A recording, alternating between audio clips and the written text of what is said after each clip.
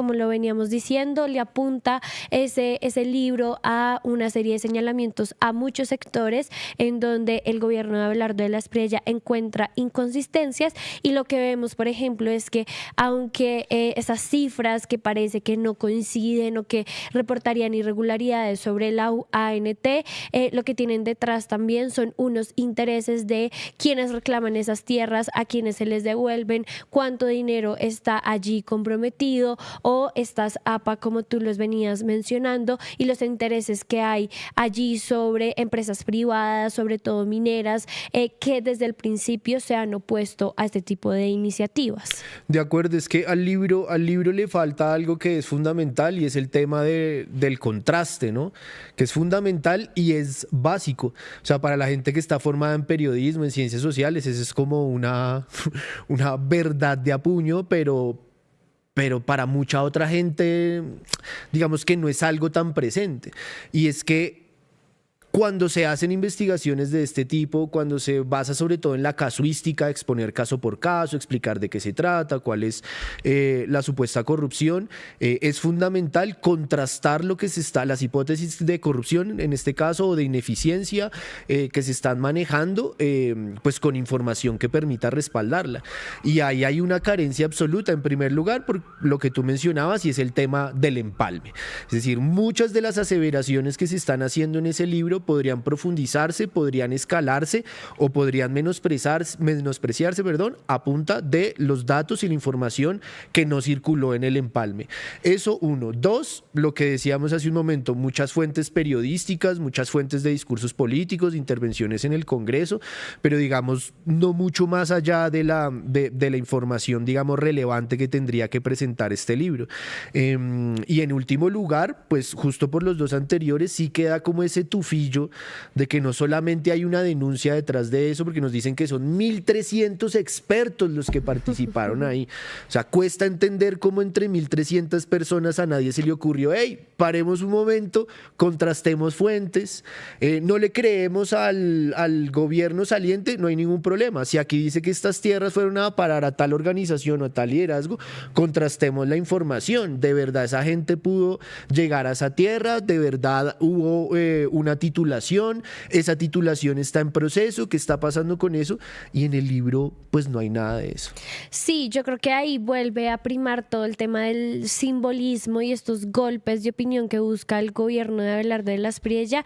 Así, por ejemplo, ellos en el fondo sepan que la fiscalía no va a poder corroborar o no va a llegar a indicios que sustenten una investigación, porque creo que es un poco lo que sucede, y es: nosotros lanzamos la denuncia y ustedes encárguense de determinar si eso es real o no, pero nosotros podemos hablar y denunciar sin tener los fundamentos necesarios para hacerlo, porque lo importante es denunciar. Creo que es un poco como ese discurso con el que llega y se impone este libro de la verdad, que además tiene este nombre rimbombante, y parte de la idea de que lo que está ahí es cierto, ¿no? De lo que está ahí son hechos fácticos que pareciera que han sido verificados y contrastados, pero si uno se remite al contenido profundo y a la estructura de ese libro, pues no encuentra esa contrastación y esa rigurosidad y ese peso para esas denuncias, porque además muchas ni siquiera son nuevas, son refritos de cosas y discursos que ya ha dado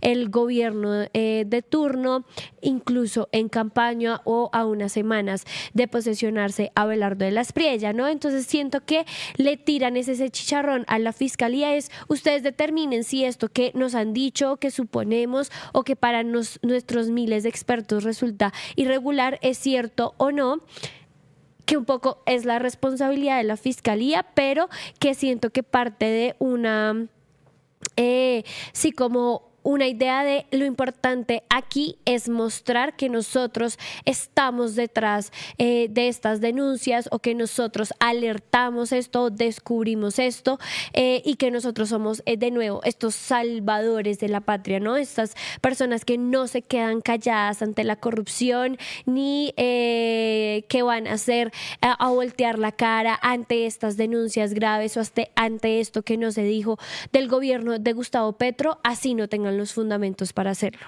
No, de acuerdo, y es que incluso si uno la mira, es una buena jugada ahora con lo que analizas y nos haces caer en cuenta, y es: pongo a la fiscalía como institución entre la espada y la pared. Yo, como gobierno, estoy aportando la verdad, ¿sí? Porque es la verdad de 1.300 técnicos que nos dijeron y que tienen estos hallazgos. Tenemos la verdad. Y la verdad es que el gobierno anterior fue corrupto y todas sus cabezas tienen que estar en las cárceles y tienen que ser, mejor dicho, expiados de cualquier actividad política. Si la fiscalía no tiene la capacidad, no tiene los dientes o no le da la razón en sus hallazgos a esa verdad que quiere imponer el gobierno de la Espriella, pues ¿qué va a pasar ahora cuando venga la terna para relevar a la fiscal en su debido momento? Pues que va a tener un campo allanado culturalmente a nivel de la narrativa de que nosotros tenemos la verdad, la fiscalía no fue capaz de actuar, por lo tanto en esa terna probablemente presentemos 3 abogados muy cuadriculados, muy institucionalistas, muy en la línea de la Espriella, Cancino, ¿cómo se llama el que nombraron en la ONU? Gamboa. ¿Bula? No. No, ese es el canciller. ¿Gamboa? ¿Juan Pablo Gamboa? Sí, creo que sí. Me estoy imaginando así un fiscal en esa línea, un fiscal como el que tuvo Iván Duque, que afortunadamente ya se me olvidó el nombre también porque era un impresionante, Barbosa, el de las placas y los libros en su homenaje y tal. Entonces creo que también es una manera de ir sembrando el terreno, de ir pavimentando el camino para presentar una terna en su debido momento a fiscal que satisfaga los intereses políticos de Abelardo de la Espriella y su gobierno. Sí, sí, yo creo que se ufanan de poner a gente muy técnica, pero pues que es técnica acomodada a sus intereses, ¿no? Y entonces ahí es donde uno empieza a ver como qué tan neutral o qué tan imparcial está siendo esta denuncia, y lo que claramente vemos es que no lo es, y menos cuando falta la otra parte de la historia, porque ni siquiera se acercaron a consultarla o a verificar la información, sino que hablan de un empalme que nunca sucedió y de unos datos a raíz de un empalme que no existió. Entonces creo que ahí también hay un vacío muy grande en lo que nos quiere decir esta verdad que dicen tener, ¿no? Vamos a hacer una pausa y volvemos para hablar más sobre algunas de estas decisiones que se han dado en los días recientes de este gobierno, y también porque tendremos en unos minutos a la exdirectora del ICBF, Astrid Cáceres. Ya volvemos con esta pausa en Escuchamos pero no juzgamos.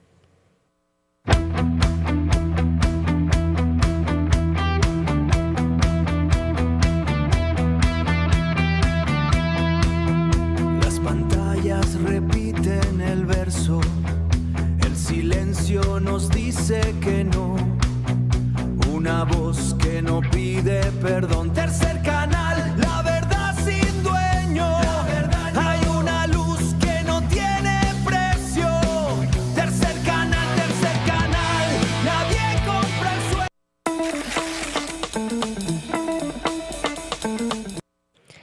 Bueno, pues parece que el tema del escándalo del ministro de Vivienda y sus vacaciones en la playa mientras cientos y miles de personas vivían y viven una tragedia en Colombia fue tajantemente terminado por Gregorio El Hash, quien salió a decir o a dar unas declaraciones sobre este tema. Ya hemos hablado de que Abelardo de la Espriella prácticamente no lo defendió públicamente, pero sí un poco pues dio un mensaje en el que no se va a ir el ministro de Vivienda. Luego el ministro de Vivienda también salió a hablar y a decir no va a sí, como que no va a renunciar, y lo que vemos es que sus publicaciones responden a ciertos proyectos de los que tiene a cargo. Y Gregorio El Hash también se pronunció al respecto sobre si se iba a investigar o no al ministro. Escuchemos. Desde la Procuraduría de pronto se había pensado en alguna acción disciplinaria frente a que esos balones venían marcados con el movimiento del presidente y con el nombre del presidente cuando hay una ley de marcas, y qué decir sobre la polémica del ministro de Vivienda. Gracias. No hemos examinado ese tema, que es bastante menor, y que ya quienes lo entregaron dieron unas explicaciones suficientemente razonables para entender eso. No nos vamos a ocupar de temas minúsculos, sino de lo grande, de los heridos, de la salud, de los niños, de los ancianos, de la recuperación de la producción, de la gente que perdió su negocio, su trabajo, en acompañamiento al gobierno que tiene la iniciativa. Bueno, pues ahí ya sabemos que este tema queda, yo creo que zanjado más allá de la polémica, porque pues estamos a la espera de la moción de censura que ayer Alejandro Toro, el representante, nos dijo que se iba a radicar ante el Congreso, pero pues sabemos que es difícil que esas mociones de censura prosperen y seguramente vamos a ver a este ministro un largo tiempo allí en esta cartera. Total, yo sé que estamos en escuchamos pero no juzgamos. Igual se puede juzgar. Aquí Iván Gallo no respetó la sección y juzgó demasiado, entonces se puede juzgar. Pues me alineo con Iván Gallo porque de verdad cuesta mucho no juzgar, no solamente eso como lo etiqueta, ¿no? Es un asunto bastante menor, sino la actitud del propio Gregorio El Hach, con su mirada, con su postura, con su corporalidad, de verdad restándole importancia, mirando por encima del hombro al periodista que le pregunta sobre el tema. Pero es que claro que hay que juzgarlo, porque cómo va a ser un tema bastante menor que en plena tragedia el presidente de la República aproveche esa tragedia para hacer un posicionamiento de marca de su partido.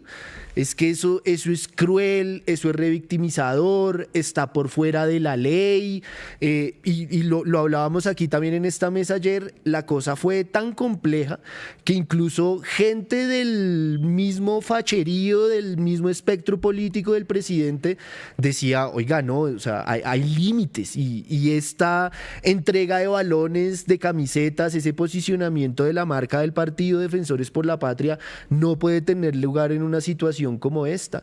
¿Y cómo nos va a decir que es un asunto bastante menor también que el ministro de Vivienda y del agua, que es un tema que no puede pasar ahí por debajo de cuerda, sobre todo en este momento, pues haya estado o de vacaciones o dándoselas del mejor papá del mundo o en el matrimonio del amigo o lo que sea que haya sido, retirado de sus funciones en una playa mientras ocurría todo esto?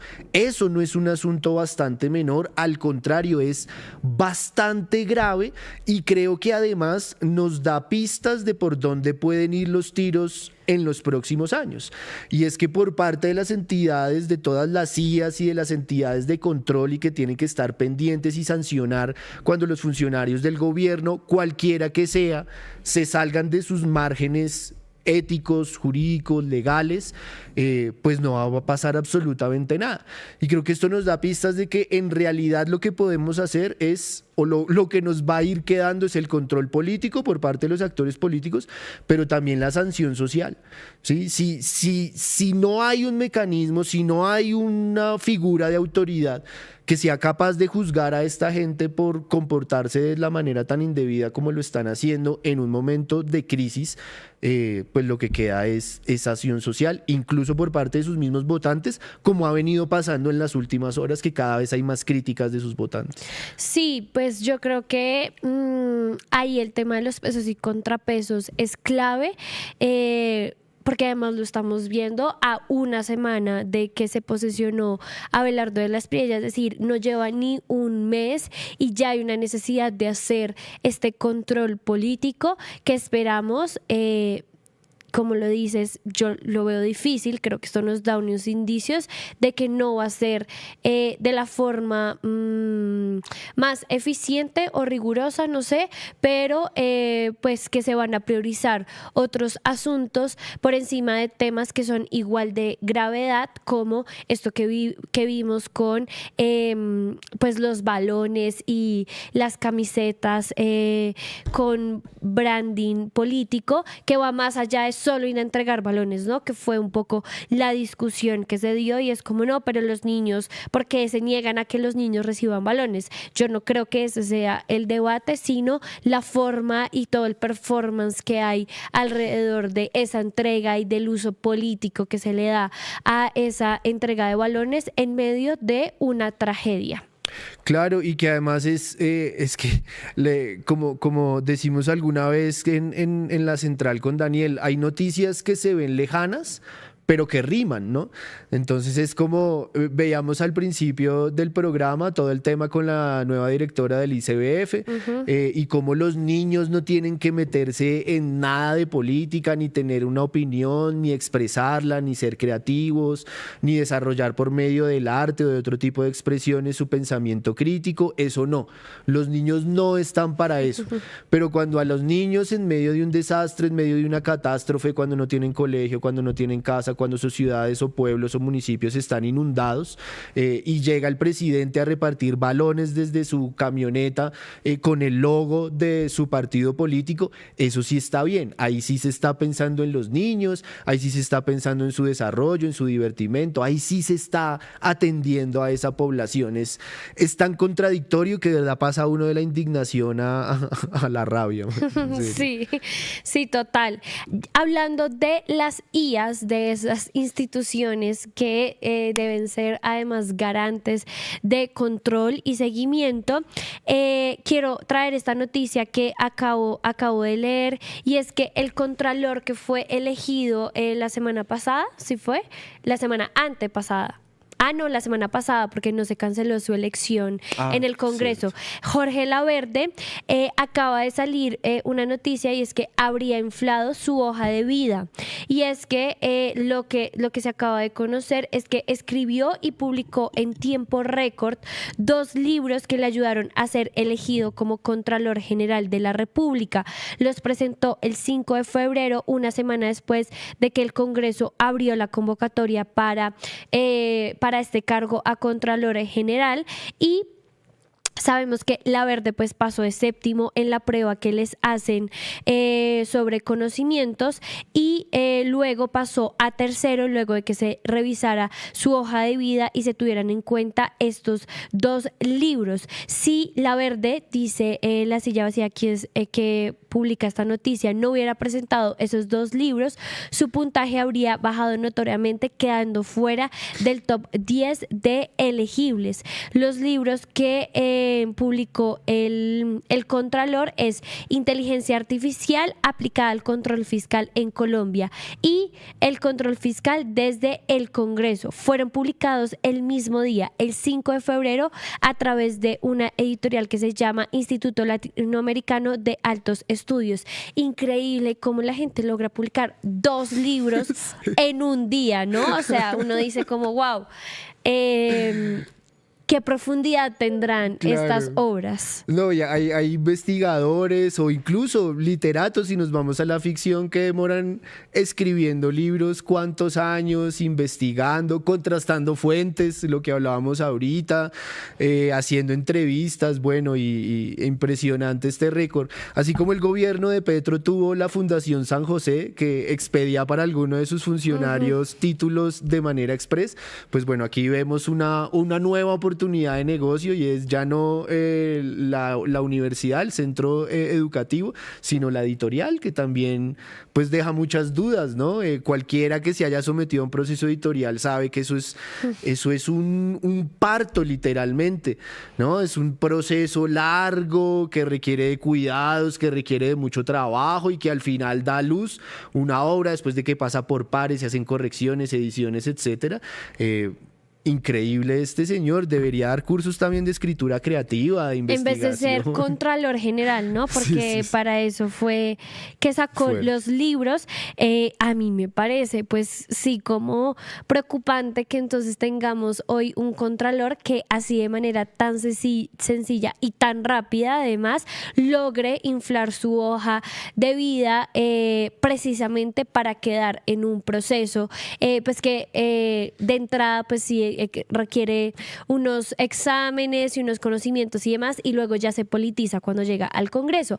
Pero de entrada, pues, y lo que se señala aquí es que, por ejemplo, sin esos libros ni siquiera hubiera estado entre los candidatos finalistas y demás, y ahí sí uno se pregunta, pues, con qué calidad de Contralor General de la Nación tenemos o fue elegido en medio también, además de la tragedia, ¿no? Que fue otro de los puntos señalados, y es que el Congreso no decidió mover la elección, sino que se llevó a cabo con normalidad, pese pues a que el país atravesaba una emergencia, ¿no?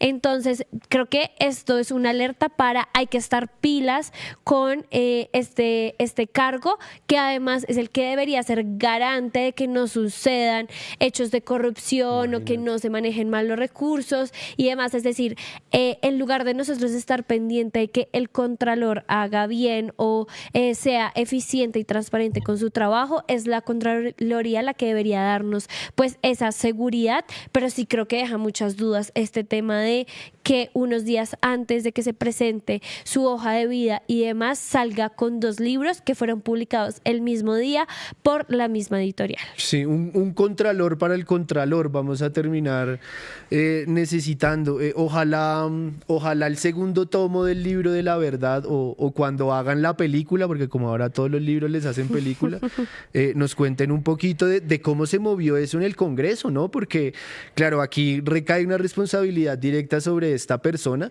pero también da mucho que pensar, pues justamente eso, los congresistas que votan finalmente para elegir a estas personas, ellos y sus equipos están en la obligación de hacer investigaciones que les llenen de argumentos para elegir a X o a Y.